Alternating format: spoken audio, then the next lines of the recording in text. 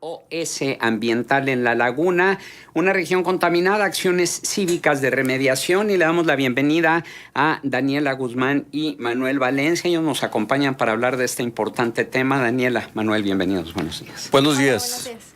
Más adelante tendremos también una participación grabada de la secretaria del Medio Ambiente de Coahuila, Eglantina Canales, quien nos habla de cuáles considera que son los principales problemas de contaminación que hay en nuestra región. Y bueno, la pregunta de hoy, ¿cuál considera usted que es el peor problema de contaminación en La Laguna? Opciones: del aire, gases vehiculares e industriales; del agua, por el arsénico; del suelo, por basura y agroquímicos; o simple y sencillamente no sé. Tiene otras opciones, compártala, 711-0260, WhatsApp 8717-361799, correo electrónico contextos@gremradio.com.mx, redes sociales, noticieros Gremi. Si quiere usted un contacto directo con los conductores de este programa, estamos como @mpámanes y @lic Juan Ceballos. Y les preguntamos a nuestros invitados, ¿cuál es el diagnóstico que ustedes tienen de la situación ambiental en nuestra laguna? Se habla de una región contaminada, se habla de severos problemas de contaminación, se habla de que la laguna es la cuarta región en el mundo con mayores emanaciones de amoníaco. Durante un tiempo también la laguna estuvo en primer lugar a nivel mundial de contaminación de suelo por agroquímicos. También la laguna estuvo en la palestra nacional e internacional por emanaciones de plomo. ¿Qué tanto hay de leyenda urbana? ¿Qué tanto hay de realidad? ¿Cuál es el diagnóstico de ustedes desde el punto de vista como especialistas en materia ambiental? Daniela Guzmán. Bueno, yo pienso que no se tiene que tomar tan a la ligera porque sí hay datos muy alarmantes. Simplemente acaba de salir el Informe Nacional de Calidad del Aire con datos de 2017. Salen con 2 años de atraso porque hay que validar datos y demás. Y Torreón sale en primer lugar de las ciudades más contaminadas con PM10. Entonces, o sea, mal sí estamos. PM10, sí, partículas menores a 10 micras. Ajá. ¿Esto Sí. a nivel estatal? No, es a nivel nacional. Sí, a nivel nacional Torreón aparece como la ciudad más contaminada, bueno, que tuvo las concentraciones más altas en promedios de 24 horas. Entonces, o sea, Pero esto, ¿cuándo fue? ¿La muestra cuándo se tomó? ahí viene como un resumen, nomás fue de 2017, no te dicen específicamente qué día fue, pero sí sale, aquí traigo el dato. 2017, nada Sí, más para no perderlo de tuvo vista. 276 microgramos por metro cúbico, siendo que el límite de 24 horas es 75, entonces 3 veces y medio más se rebasó el límite. Entonces, o sea, no necesariamente tenemos que ver la ciudad como está ahorita la Ciudad de México para decir que estamos contaminados, porque simplemente estos datos te lo arrojan. Es el informe que lanza el Instituto Nacional de Ecología y Cambio Climático. Entonces, Bien. es en lo que nos tenemos que basar para... Esto en cuanto a la calidad del aire. Manuel Valencia, en cuanto al agua y al suelo, ¿cómo andamos? Pues en relación al agua, se ha comentado mucho, pero muchísimo, se ha escrito mucho también sobre ello.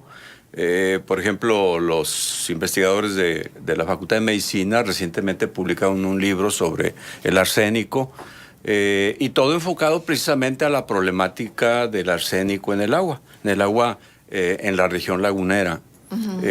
Tanto en la zona urbana como en la parte periférica, que es donde el problema se exacerba, ¿no? Es mucho mayor. Entonces, ese es un problema que va en aumento. Si lo vemos desde un punto de vista de un diagnóstico, pues no parece que se vaya a resolver pronto el problema del arsénico en el agua.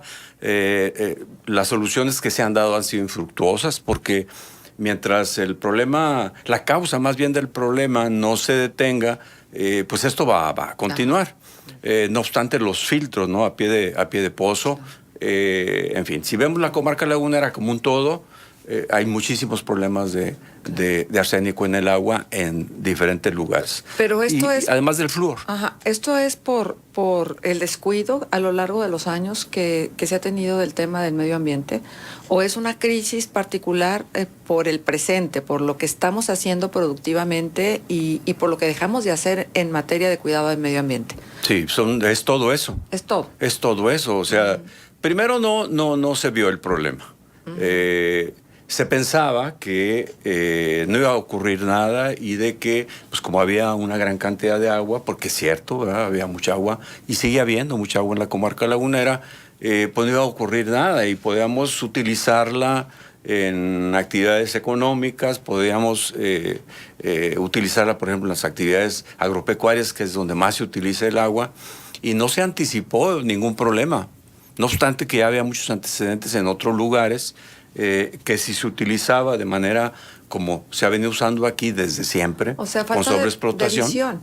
Pues sí, porque no, bueno, más bien, yo creo que hubo también un poco de ignorancia ahí, ¿sí? Al principio que no se vio el problema, no se anticipó, y después se supo del problema, pero se continuó con la sobreexplotación. O sea, ahora se conoce del problema y se sigue sobreexplotando. Pero hay Sí. una mentalidad generalizada de que el hidroarsenicismo deriva de la sobreexplotación de los mantos freáticos. Sí.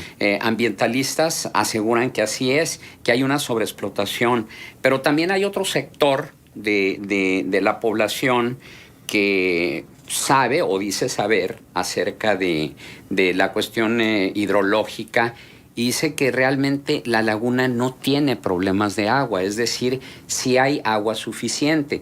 El hecho de que el agua no llegue a los domicilios no se debe a que no haya agua, sino que están fallando los sistemas operadores de agua. ¿Cuál es la realidad? ¿Hay o no agua en la laguna? ¿Hay o no hay focos rojos en el sentido de una sobreexplotación? No sé, hay agua en la comarca Laguna. Sí hay. Sí, yo pienso que hay suficiente agua. Creo que al final lo que va a detener la sobreexplotación va a ser por cuestiones económicas, porque cada vez la perforación de los pozos es mayor y esto implica un mayor gasto de energía para extraer el agua. Entonces, llegado el momento, aquello puede ser antieconómico y se va a dejar de extraer el agua antes de que se acabe. Yo pienso que el reflejo del mal manejo en las actividades agropecuarias se da en las zonas urbanas. Yo pienso que sí hay una relación muy estrecha entre estas dos cosas, aunque efectivamente haya deficiencias en los sistemas operadores. Pero, pues bueno, yo recorrer el campo y ver los pivotes centrales y ver aquel verdor de alfalfa, maíces y sorgos en la periferia, para luego darte cuenta que hay muchísimas colonias en la zona urbana de la misma región con gran escasez de agua. Bueno, Pero violentando algo que ya está considerado ley, como derecho humano. claro, ¿sí? derecho humano y la misma ley, Abastecimiento sí. de agua. Así es. Ahora, lo que no se mide no se puede corregir. sin duda. Tenemos los sistemas de medición para la calidad del aire, para la calidad del agua, para la calidad de los suelos.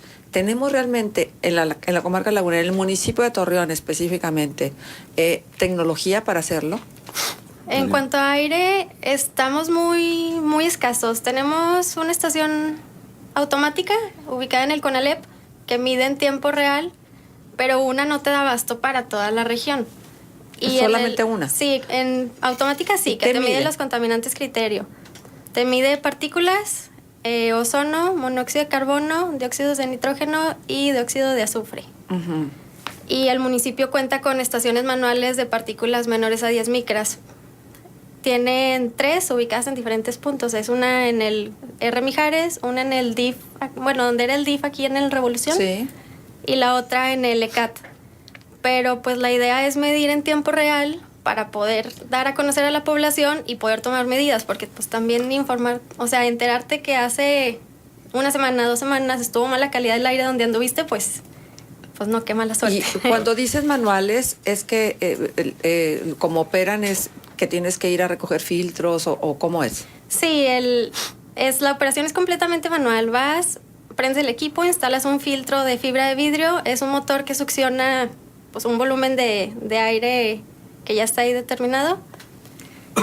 Trabaja durante 24 horas, al día siguiente vas, retiras filtro y pues se lleva al laboratorio donde al área donde se ambienta el filtro y se pesa, se hace una diferencia de pesos y se tiene la concentración de partículas. ¿Es muy caro? ¿Son muy caros los aparatos de medición de calidad del aire? Sí, son muy caros.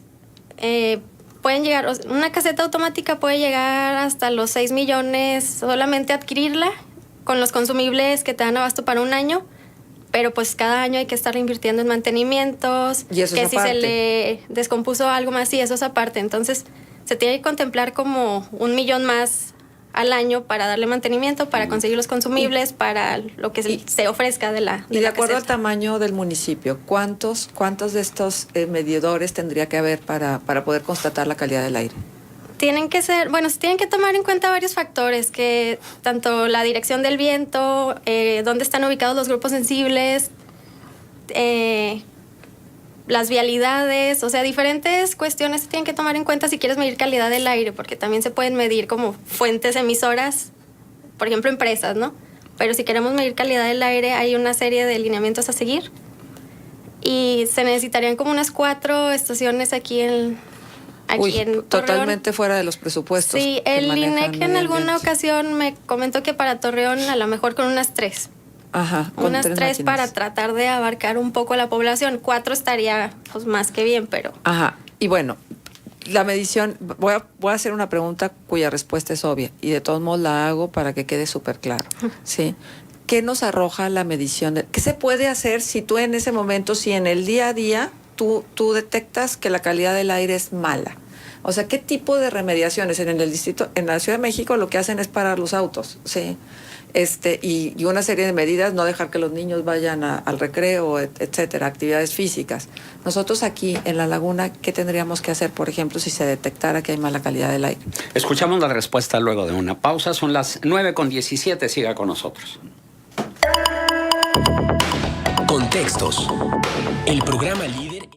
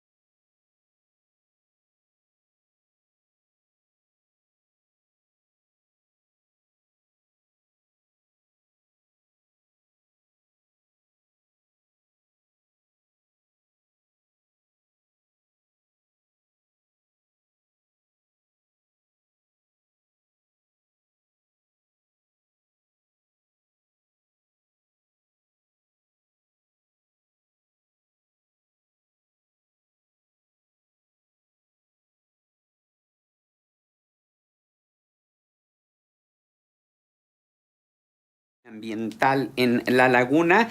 Nuestros invitados Daniela Guzmán y Manuel Valencia, y tenemos bastante participación del auditorio. Nos dice Juan Antonio: el Departamento de Vialidad a cargo de Pedro Luis Bernal no puede infraccionar a tanta unidad automotriz que inmediatamente se ve que anda contaminando nuestro medio ambiente. Que dejen por favor el área de vialidad de percibir esos 50 o 100 pesos y que infraccione mejor, y así se evitará tener un DF en Torreón. Señora Salazar, yo siempre he señalado mala calidad del aire que hay en la comarca, en la región. Los perros callejeros son una pieza clave de la misma. En la colonia Vencedora de Torreón hay como 30 perros dispersos en toda la colonia que tienen sarna, defecan en la calle, son callejeros con dueño.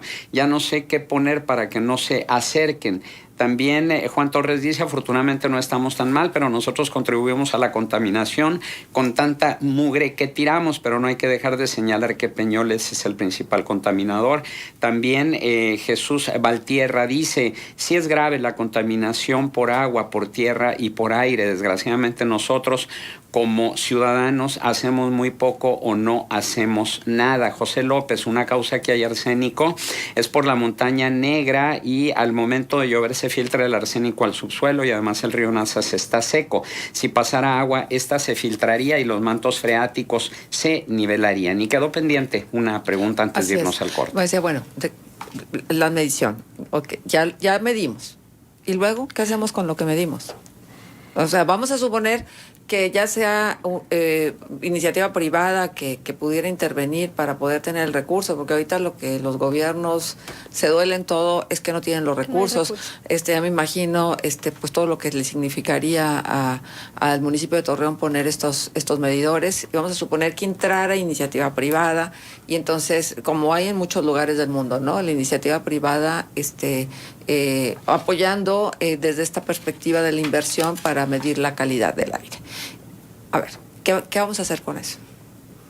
Pues es que lo principal es, medir, saber cómo estamos, informar a la población y poder tomar decisiones, tener acciones. Es que también tenemos el ProAire, que es el programa de gestión para mejorar la calidad del aire, en el que vienen un montón de medidas, acciones, estrategias, donde dice qué hacer para mejorar la calidad del aire. Entonces ahí viene hacer un plan de contingencias. O sea, no es descabellado pensar en tener un plan de contingencias, porque sí tenemos problemas aquí. No es porque Torreón es pequeño, no hay problemas. Sí tenemos problemas en cuanto a calidad del aire. Entonces, o sea, lo ideal es seguir con lo que tenemos ahí, y pues también concientizar a la gente. O sea, se les hace bien fácil prender el terreno para limpiarlo de manera rápida. Las quemas de basura que andan los carromatos por ahí, tiran su montoncito y se prende o lo prenden. O sea, tenemos que tomar también acciones igual, y como ciudadanos estar ahí, pues reportar lo que vemos mal. Pues sí, porque pero a lo mejor es poco personal. Esto de crear conciencia, pues siempre hemos dicho, es que tenemos que tener conciencia. Sí. ¿Y eso cómo se hace? Sí, ¿cómo se hace si no es a partir del interés de cada uno de nosotros como individuos? Porque luego somos muy proclives a echarle la culpa al gobierno de todo, sea el gobierno que sea, ¿sí? Sí. Pero nosotros, que somos los actores principales en esta escenificación, ¿qué hacemos? Pues de entrada es importante que se conozca que la contaminación del aire, que es de lo que está hablando Daniela, es una epidemia invisible. Es una epidemia invisible que logra causar daños en la salud muy graves, desde problemas de asma, problemas de cáncer, que desafortunadamente desde el punto de vista diagnóstico médico no quedan documentados los problemas con causa ambiental, sino solo se menciona el problema que ocurrió y que falleció pues una persona, ¿no? Entonces, pero esta epidemia está causando estragos, esa es la verdad, en la salud humana. La medición es importantísimo para tomar alternativas, para poder decir qué hacer, porque una medición, como lo decía Daniela, si son 4, por ejemplo, estaciones, se conoce la cantidad de gente que está impactada por la contaminación. Entonces, a esas personas se les puede informar en tiempo real, que eso sería lo ideal de lo que está ocurriendo, porque también es importante decir que la contaminación no es constante. Hay momentos, Daniela nos lo puede decir mejor, hay momentos, hay estaciones en donde es mayor la contaminación, cuando hay inversión térmica, por ejemplo, en otoño, invierno y todo eso, ¿no? Que en otros momentos. Entonces, eso se tendría que anunciar y tener planes, como decía ella, de contingencia. Por el otro lado, yo creo, si la causa principal son los vehículos, pues urge que se impulse a nivel ya metropolitano un programa de movilidad sustentable. Desgraciadamente, pues comparto el pesimismo a veces que se expresó ahorita, pero pues sí, porque no es suficiente, digamos, el Metrobús que se va a tener, pues no va a ser suficiente para detener esto. Claro. Es la verdad. Sin embargo, pues bueno, de que sí hay alternativas que se pueden aplicar, existen. Sí. Ahora, es importante, ¿desde dónde se puede impulsar esto? Bueno, se tiene que impulsar desde los gobiernos y poco a poco irnos metiendo todos en esa actividad, ¿no? Ajá. Ahora, hay una situación que es muy real, y es el hecho de que la contaminación del aire se puede paliar con lo que tiene que ver con el patrimonio verde que pudiéramos tener en el municipio. Sí. ¿Cómo andamos? Traemos déficit. Yo me acuerdo que Susana Stens nos hablaba de que pues siempre estábamos como rezagados en relación a la cantidad de árboles que necesitamos. Tengo entendido que el municipio plantó el año pasado 6,150 árboles, pero ¿son suficientes? Esta campaña que está haciendo, por ejemplo, Peñoles de regalar árboles y especies nativas, sobre todo, ¿podría remediar en algo? Es que sí ayuda, pero es que también no es nomás ponerse a plantar arbolitos y bueno, ya quedaron, porque hay que darles un seguimiento, hay que asegurarles un espacio en el que sepas que van a sobrevivir, que van a tener las condiciones, que van a tener agua, empezando por ahí. Y pues claro que tener arbolitos ayuda, simplemente pasar por una calle arbolada no es lo mismo pasar por una calle que no tiene, que es puro concreto por todos lados, desde el pavimento hasta las paredes llenas de concreto, o sea, está horrible. Y en cuanto a lo que se mencionaba ahorita, un indicador de 2017 es que se detienen 8.23 metros cuadrados de área verde por habitante.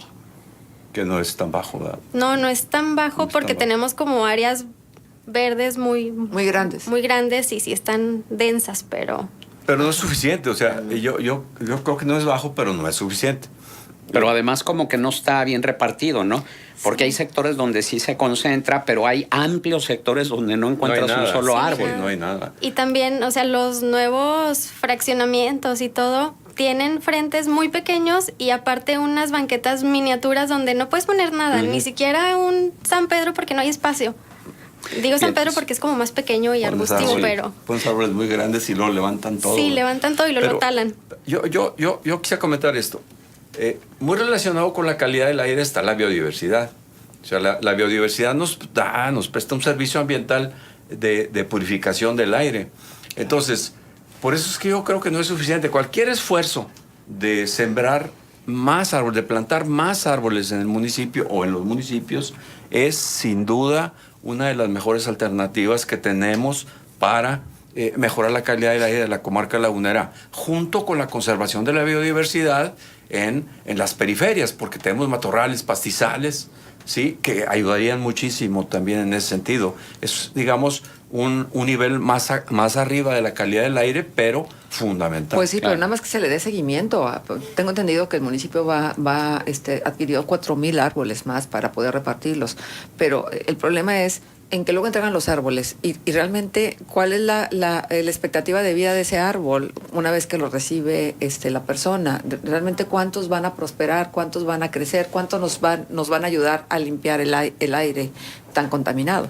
Y cuántos van a sobrevivir también, pues porque se les deja de dar agua, se les deja de cuidar. Sí, o simplemente Daniela. Es que es bien fácil. O sea, llega la gente y, ay, qué padre, están regalando arbolitos, me llevo 2. Y llegan a su casa y pues no tengo ni espacio para ponerlos. Y los dejan ahí en la bolsita y ya se les murieron. Sí. Entonces, pues no. Sí, vamos a escuchar a continuación a Eglantina Canales, secretaria de Medio Ambiente de Coahuila, y ella nos habla cuál es la situación, el diagnóstico en la comarca lagunera. Secretaria, y si tuviéramos que poner sobre la mesa lo que sucede en Coahuila en materia de contaminación del aire, del agua y del suelo, ¿dónde tendríamos que enfocar más nuestra atención? En este momento, ¿cuál sería más grave? ¿Qué tipo de contaminación sería la más grave que estamos experimentando? Sería muy difícil de separarlas porque son diferentes y sus efectos pueden ser diferentes. Pero la preocupación creo que tenemos que mantenerla en los 3 niveles y especialmente en la contaminación del suelo y del agua, que no son, que ya no tienen muy fácil retorno, porque si tú contaminas el suelo, la contaminación se va moviendo hacia las capas inferiores y ya va a ser muy difícil la remediación. Y el agua peor todavía porque está circulando rápidamente, entonces los contaminantes se están dispersando. Eso lo digo para el caso de Coahuila, donde todavía no tenemos problemas serios de calidad del aire. Entonces creo que tendremos que concentrarnos mucho en contaminar el suelo y en no contaminar el agua, pero sin dejar de tender el aire, por supuesto, porque los efectos sobre la salud son muy serios. Sí, claro, y el tema del agua aquí en la comarca lagunera sigue siendo un tema polémico y lo sabemos bien, ¿no? Definitivamente, en la laguna y en todo el estado, es decirle, porque en todos lados tenemos que tener mucho cuidado, ya que nosotros queremos el agua que llegue muy limpia a nuestras casas, a nuestras oficinas, a nuestras fábricas, pero no nos importa la calidad con que sale. Exacto. Entonces creo que es lo que tenemos que empezar, no nomás a cuidar la calidad de entrada, sino la calidad de salida, y obligarnos a nosotros mismos como ciudadanos a tener cuidado con lo que depositamos en nuestros drenajes, en la casa y en nuestros centros de trabajo. Ajá. ¿Ustedes están emitiendo información constante en relación a estos temas de la evaluación de la calidad del aire, del agua, de los suelos? Sí, cada año se hace un reporte anual a través de lo que nos reportan en las cédulas de operación anual.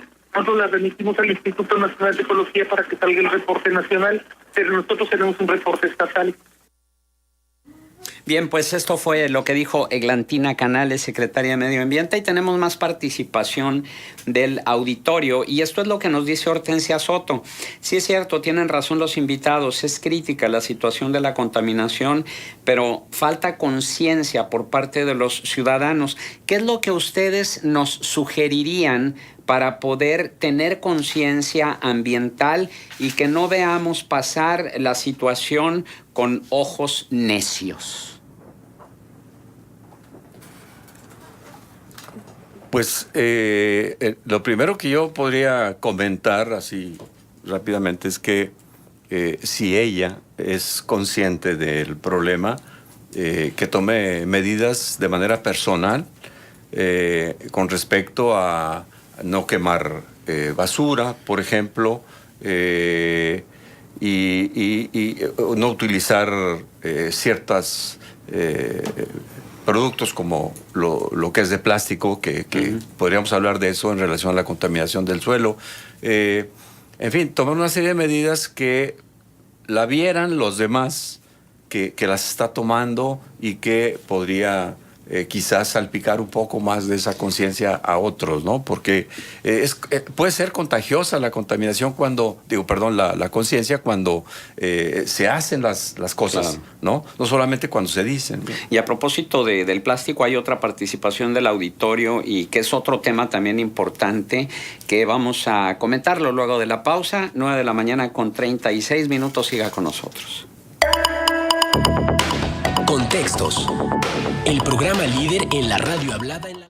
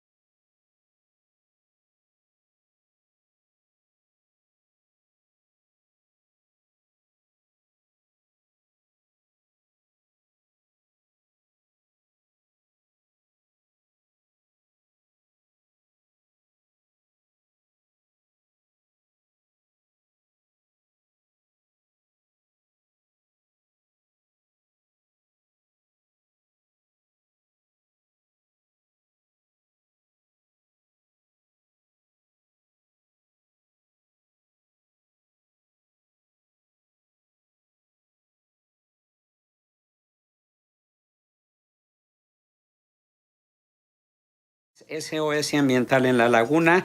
Nuestros invitados Daniela Guzmán y Manuel Valencia. Y escucha usted a Eglantina Canales, secretaria de Medio Ambiente en Coahuila.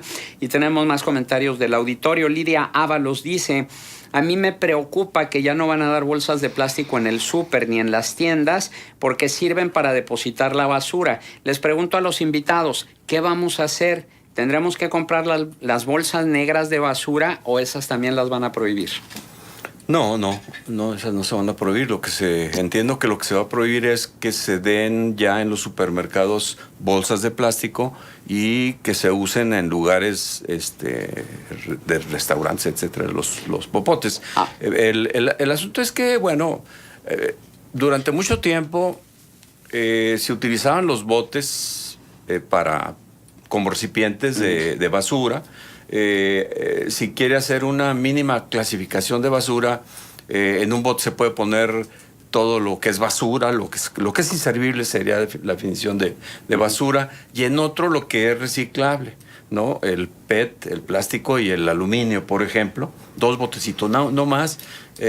¿No habría otro para lo orgánico, por ejemplo? Pues podría ser, ¿no? ¿O entra dentro de los desechos? Se podría, bueno, sí, porque es más fácil separar en 2 que separar en 4 o 5 más, ¿no? Entonces, 2 botecitos, lo reciclable con lo no reciclable.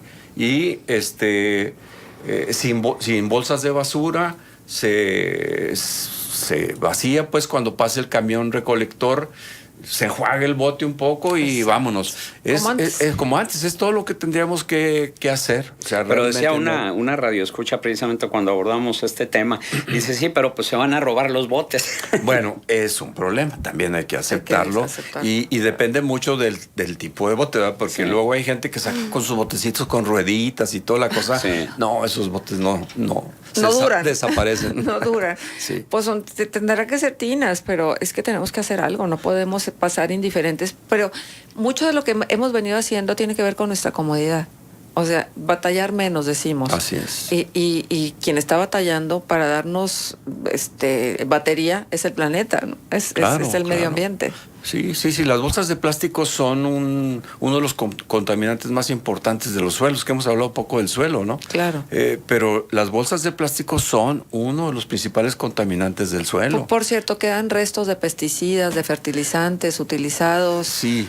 Es en el área periférica, la urbana, hay de siempre, desde el DDT vamos para acá, se han aplicado toneladas y toneladas de pesticidas, desde insecticidas y herbicidas y algunos otros.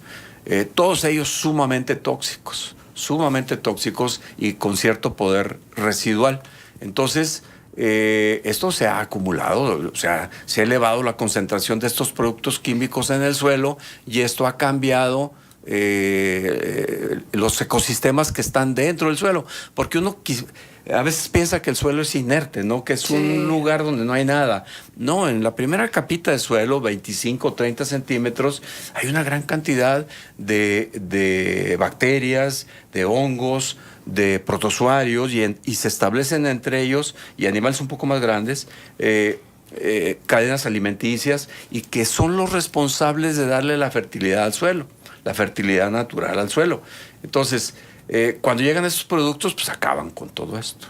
Hay otro comentario, me parece interesante, de Radio Escucha, y dice lo siguiente: hay quienes hablan de la necesidad de eliminar los pañales desechables y volver a como lo hacían nuestras abuelas, los pañales de tela. Sin embargo, yo les pregunto, ¿no saldría más caro el caldo que las albóndigas? Cierto, los pañales desechables son contaminantes, pero ¿qué pasaría con el agua que se va a gastar, el detergente que va a contaminar y los desechos que se van a tirar? Pues sí, los pañales son un contaminante serio, muy serio, porque prácticamente, o sea, sí se degradan, pero en muchísimos años, y se utilizan muchos, o sea, son muchos los pañales. Bueno, pues pregúntenle a un recién casado la cantidad de dinero que gasta en pañales, ¿no? Pero lo que pregunta la radioescucha en este sí. sentido es, si vemos ahora sí que la relación costo-beneficio, ¿qué sería más costoso para el medio ambiente? ¿Eliminar el pañal desechable o utilizar el agua, el detergente y todo el desecho? No, el problema más serio es el pañal. Sí. El pañal desechable. Lo otro no es tanto problema, pues lavamos. Sí. Es una actividad normal, cotidiana, que tenemos que lavar en nuestras casas. Entonces, efectivamente se utiliza agua, pero tampoco se utiliza una gran cantidad de agua. Sí, aparte el proceso para fabricar un pañal, pues incluye muchísimos... La huella... Más agua la todavía, huella de la que se carbón, va a o sea, usar, desde huella dónde de vienen carbón. los materiales. Oigan, Sí. y por cierto, ayer recibimos una llamada que nos preguntaban sobre la huella hídrica. ¿También hay una huella hídrica? Claro. ¿Nos platican de esto? Sí, bueno, la huella hídrica tiene relación con la huella ecológica y tiene, significa la cantidad de agua que nosotros en lo individual necesitamos para hacer Para nuestras ciertas actividades. Claro. ¿Sí? Ayer el doctor Coya nos daba un dato. Que se puede ir a nivel de una comunidad, a nivel de un municipio, a nivel de un estado, a nivel de un país. O sea, se puede calcular la huella hídrica en todos esos niveles. Igual en la elaboración de productos, pues existe cierta cantidad de agua para hacer una botella de plástico, por ejemplo. O sea, todo el proceso, siempre usan agua en todos los procesos. Sí, se incluye Que no el se agua. nos olvide, Entonces, se incluye el agua Sí. virtual. O sea, además del agua que, por ejemplo, en el cultivo de la alfalfa. Bueno, es el agua que le ponemos a la alfalfa, pero todo lo que está detrás también se incluye. Sí, por se tiene ejemplo, que contemplar todo alrededor así para es. poder hacer el Claro. kilo Sí. de alfalfa, ¿no? Claudia Ramírez un kilo de preguntaba- carne, perdón. Sí. Es que el dato es increíble, pero Ajá, un kilogramo claro. de carne son aproximadamente 13,000 litros para producir 13,000 ese kilogramo de litros. carne. Sí, durante Así todo el es, proceso, de pero agua. por eso precisamente la recomendación de por lo menos un día sin carne. Digo, aquí la mayor parte de los laguneros son carnívoros y la verdad es que les cuesta mucho trabajo dejar Sí. de lado la carne, Sí. y más en un fin de semana, y más Así en es. días de fútbol, y más en días de celebraciones. Entonces, como un poquito de conciencia en este sentido, ¿no? Sí. Y Claudia Ramírez 2 días. preguntaba precisamente a propósito de la huella hídrica, pero ella decía la huella hídrica del papel. Es lo mismo, es decir, Pues sí. cuánto se Es igual. utiliza para Igual. la producción de papel. Así es. Y también hay de papel a papel, no hay Sí. papel que utiliza más agua que otro. Así es. Y todo lo que está relacionado con, como lo decía Daniela, con la elaboración del papel, porque todo requirió de una huella hídrica. Entonces se junta todo eso y finalmente sale la huella hídrica del papel. Ajá. Por eso es que pues la mayor parte de los productos que conocemos pues requirieron de una gran cantidad de agua para ser elaborados. Por ejemplo, una naranja, pues 100 litros de agua. Ayer veía una publicación que me llamó mucho la atención, y era una caja repleta de marcadores que ya no tenían uso, y entonces decían, no los tiren a la basura, que no se vaya a los depósitos de basura. Ya están algunas de las fabricantes recogiendo ese material, y entonces ellos están disponiendo de ese material, como en muchos lugares de Europa, ¿no? Si tú vas y compras un producto, ese producto lo regresas al mismo supermercado donde compraste el producto para que el fabricante se haga cargo de él. Pero bueno, pareciera que estamos años luz, apenas estamos con el tema de las bolsas y estamos con el tema de los popotes. Me dio mucho gusto que otro día estuvimos en un lugar donde la persona que llegó nos dijo, no les voy a dar popote porque en este restaurante ya no usamos popote, porque hay en muchos otros que sí llegan y dejan lo el ponen a un lado. popote. Sí, o lo ofrecen, no lo ponen, pero sí. ¿gustan popote? Sí, entonces creo que pues a lo mejor son esfuerzos chiquitos, que a lo mejor si sumamos a más esfuerzos chiquitos se hacen esfuerzos grandes. Sí, y lo que comentaban hace rato, o sea, sí se va contagiando eso, o sea, la cultura y la conciencia como que sí se va contagiando ahí poco a poco, igual iba lento, pero, por ejemplo, yo lo veo con mis amigas, o sea, siempre me echan carrilla, ¿no? De que, ay, ya vas a empezar, que con tu botellita, que yo no quiero desechable, que quién sabe qué. Y, por ejemplo, todos los jueves nos juntamos y hacemos una cena, y siempre era de ley de que los desechables, todas, pues por comodidad. Y yo empecé de que no, yo quiero un plato, yo lo lavo, no hay problema. Y sí me empezaron a ver así como que, ay, ¿tú qué y tu moda esa? Y ya poco a poco, o sea, como que les va dando remordimiento y ya se me han ido sumando ahí más o menos una que otra y algunas ya en sus casas de que no, bueno, no voy a poner desechables porque pues no, o sea, no cuesta nada lavar un plato, un vaso y ya. Pero aquí vamos, ¿sí? ¿Cuánta cantidad de agua necesitamos para lavar un plato? ¿Cuánta cantidad de agua se necesitó, por ejemplo, para producir esos platos de plástico? No hay comparación, siempre será mejor un plato de cerámica, un plato de estos que reutilizamos a un plato de plástico. Sí. Sí. ¿Siempre? Sí. Ajá, Sí, muy sí, bien. sí. Sí, Sí, porque aparte, o sea, es un desechable y luego se sirven de que la cena y luego quiero pastel y lo tiran, otro desechable y quiero no sé qué y otro Y los desechable. cubiertos desechables, y los ajá. vasos desechables, y las servilletas. No, bueno, ya Sí. se hizo una bolsa grande de Sí, basura. pues si Es tienes tu plato, increíble ese lo que vas se a usar. tira en un, Sí, sí, sí. en un mismo momento de basura, en una reunión de 10 personas usando Ajá. desechables. Es increíble, una cantidad impresionante. Sí, bueno, el impresionante volumen es desechables. Es muy impresionante. y luego los envases de los refrescos que también son desechables y además ni siquiera reducimos, o sea, los tiramos tal cual. Así Pero es. insisto en el tema de este criterio de facilitarnos la vida. Y lo voy a poner entre comillas. Ay, no es que es más fácil. Ay, no es que no batallamos. Ay, no, es que si voy a poner un bote de basura voy a tener que lavarlo todos los días o cada día que pase la basura. Entonces, y nosotros mismos nos justificamos, no, es que ya voy a consumir más agua, entonces ya no sale la ecuación, ¿no? Entonces, sí tener como certezas de que cualquier esfuerzo que se haga en función de no utilizar tantos productos que nada más tienen un solo uso, es bueno para el medio ambiente. Así Pero es, en ese aspecto así es. también es conveniente y se recomienda tener una bolsa negra, pero fija completamente en el bote. Ahí echas la basura, se vacía la basura en el contenedor y la bolsa sigue en el mismo bote, precisamente.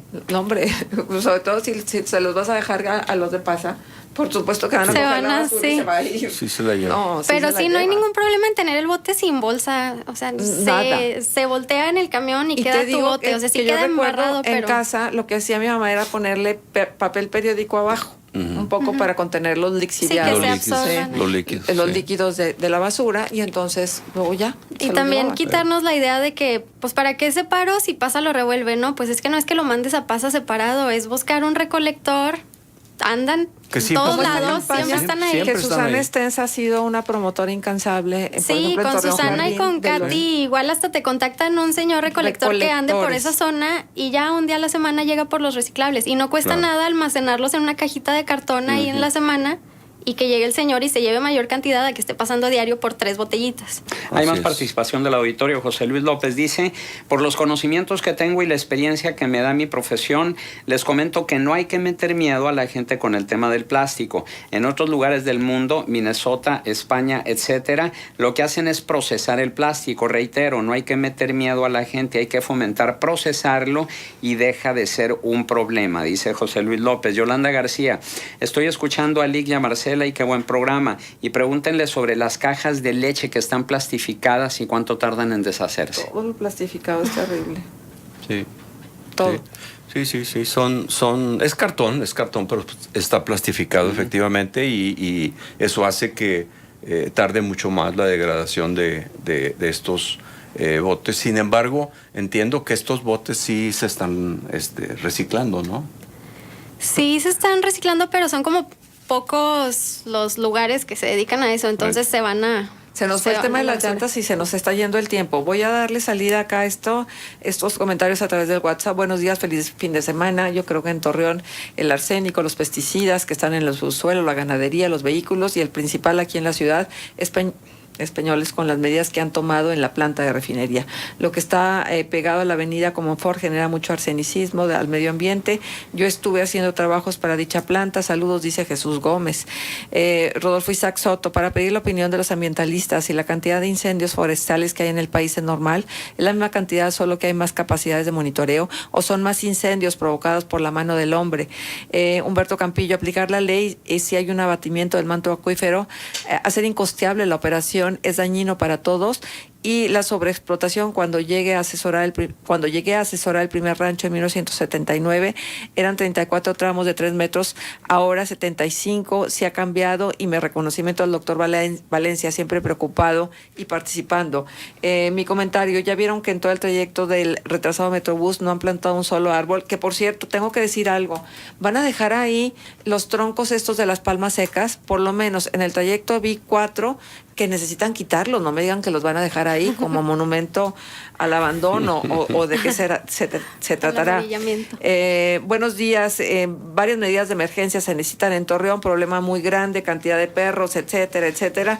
Gracias. Sí, muchísimas llamadas más, ya no hay tiempo, una disculpa, y nuestro agradecimiento a Daniela Guzmán y Manuel Valencia por su presencia en esta mesa de análisis. Al contrario, muchas Gracias gracias. por invitarnos. Estamos a la orden.